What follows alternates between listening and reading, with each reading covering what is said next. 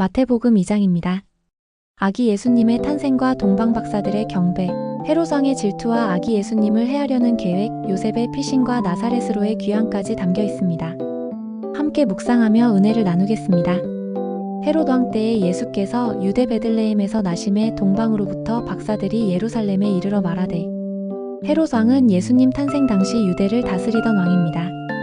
동방 박사들은 별을 보고 아기 예수님께 경배하기 위해 예루살렘에 왔습니다.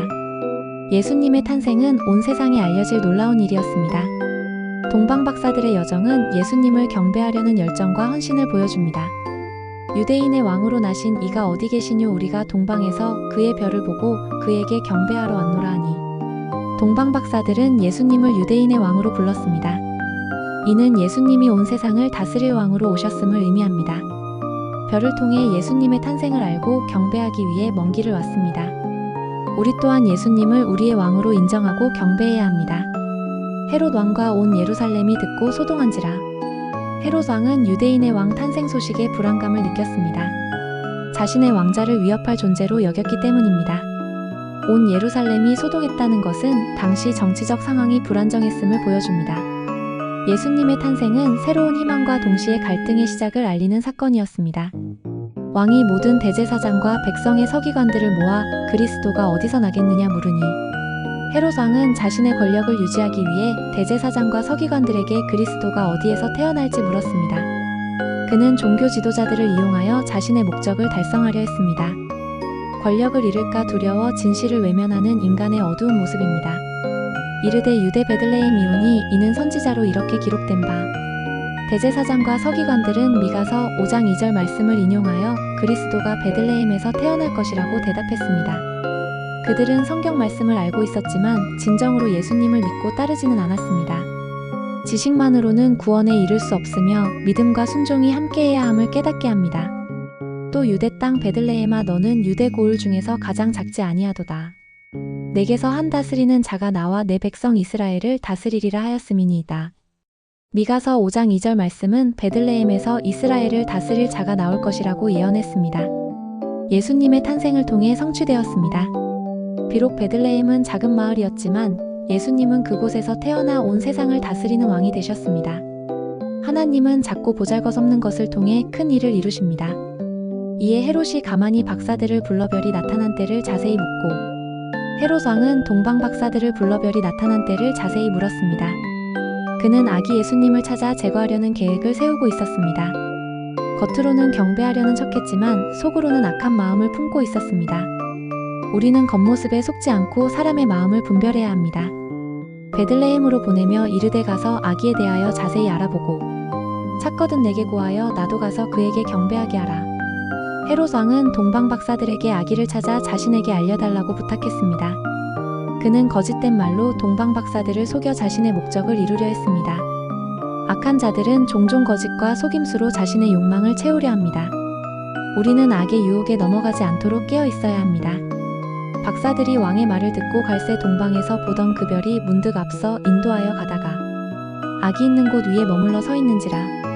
동방 박사들은 헤롯 왕의 말을 듣고 베들레헴으로 향했습니다. 그들은 다시 별을 보게 되었고 별은 그들을 아기 예수님이 있는 곳으로 인도했습니다. 하나님은 때로 우리를 인도하시기 위해 표적을 사용하십니다. 우리는 하나님의 인도하심을 민감하게 알아차리고 따라야 합니다. 그들이 별을 보고 매우 크게 기뻐하더라. 동방 박사들은 별을 다시 보고 매우 기뻐했습니다. 오랜 여정 끝에 예수님을 만날 수 있다는 기대감에 부풀었습니다. 우리 또한 예수님을 만날 때 큰 기쁨을 누릴 수 있습니다. 예수님은 우리의 기쁨이 되시며 우리 삶의 목적이 되십니다. 집에 들어가 아기와 그의 어머니 마리아가 함께 있는 것을 보고 엎드려 아기께 경배하고, 보배압을 열어 황금과 유향과 모략을 예물로 드리니라. 동방 박사들은 아기 예수님께 엎드려 경배하고 귀한 예물을 드렸습니다.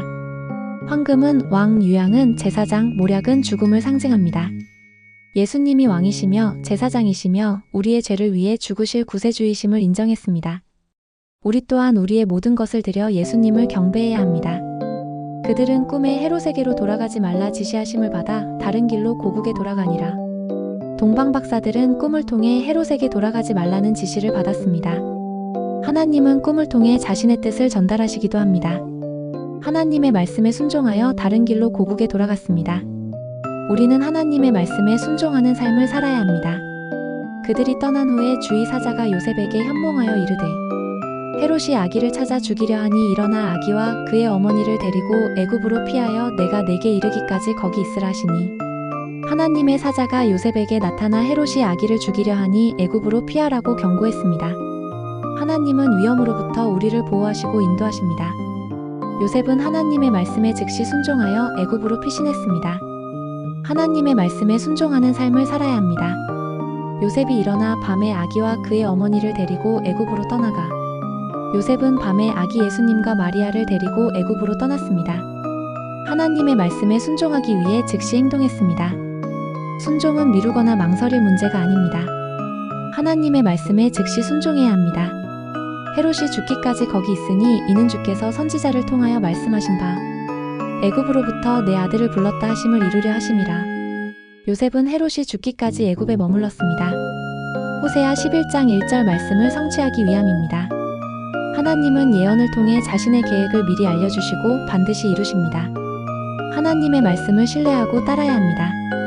이에 헤롯이 박사들에게 속은 줄 알고 심히 노하여 사람을 보내어 베들레헴과 그 모든 지경 안에 있는 사내 아이를 박사들에게 자세히 알아본 그때를 기준하여 2살부터 그 아래로 다 죽이니 헤롯 왕은 동방 박사들에게 속은 것을 알고 분노하여 베들레헴과 그 주변 지역의 2살 이하 남자아이들을 모두 죽였습니다. 자신의 권력을 지키기 위해 무고한 생명을 희생시키는 악행을 저질렀습니다. 권력에 눈이 멀면 인간은 얼마나 잔인해질 수 있는지 보여주는 비극입니다. 이에 선지자 예레미야를 통하여 말씀하신 바 라마에서 슬퍼하며 크게 통곡하는 소리가 들리니 라헬이 그 자식 때문에 애곡하는 것이라. 그가 자식이 없으므로 위로받기를 거절하였도다 함이 이루어졌느니라. 예레미야 31장 15절 말씀을 성취하기 위함입니다. 라헬은 이스라엘 민족의 어머니로 자녀를 잃은 슬픔을 상징합니다. 헤롯의 학살로 인해 베들레헴에서는 큰 슬픔과 통곡이 울려 퍼졌습니다. 죄악은 언제나 슬픔과 고통을 가져다 줍니다. 헤롯이 죽은 후에 주의 사자가 애굽에 있는 요셉에게 현몽하여 이르되 헤롯 왕이 죽은 후에 하나님의 사자가 요셉에게 나타나 이스라엘 땅으로 돌아가라고 지시했습니다. 하나님은 때가 되면 우리를 다시 인도하시고 새로운 시작을 허락하십니다. 일어나 아기와 그의 어머니를 데리고 이스라엘 땅으로 가라. 아기의 목숨을 찾던 자들이 죽었느니라 하시니 하나님의 사자는 요셉에게 아기의 목숨을 노리던 자들이 죽었으니 이스라엘 땅으로 돌아가라고 말했습니다. 하나님은 우리의 대적을 물리치시고 우리를 안전하게 지켜주십니다. 요셉이 일어나 아기와 그의 어머니를 데리고 이스라엘 땅으로 들어가니라. 요셉은 하나님의 말씀에 순종하여 아기 예수님과 마리아를 데리고 이스라엘 땅으로 돌아갔습니다. 하나님의 인도하심을 신뢰하고 따랐습니다. 그러나 아켈라오가 그의 아버지 헤롯을 이어 유대의 왕이 됨을 듣고 거기로 가기를 무서워하여 꿈에 지시하심을 받아 갈릴리 지방으로 떠나가 요셉은 아켈라오가 유대의 왕이 되었다는 소식을 듣고 두려워했습니다. 아켈라오는 헤롯 왕처럼 잔인한 인물이었습니다. 하나님은 요셉에게 꿈을 통해 갈릴리 지방으로 가라고 지시하셨습니다. 하나님은 우리의 두려움을 아시고 안전한 길로 인도하십니다. 나사렛이란 동네에 가서 산이 이는 선지자로 말씀하신 바 나사렛 사람이라 칭하리라 하심을 이루려 함이러라. 요셉은 나사렛 동네에 가서 살았습니다.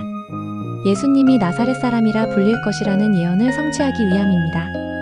하나님은 예언을 통해 자신의 계획을 이루어 가십니다. 하나님의 섭리를 깨닫고 그 뜻에 순종해야 합니다. 마태복음 2장을 묵상하면서 예수님의 탄생이 얼마나 놀라운 사건이었는지 하나님께서 어떻게 자신의 계획을 이루어 가시는지를 엿볼 수 있었습니다. 우리 또한 요셉처럼 하나님의 말씀에 순종하며 예수님을 경배하는 삶을 살아가기를 소망합니다.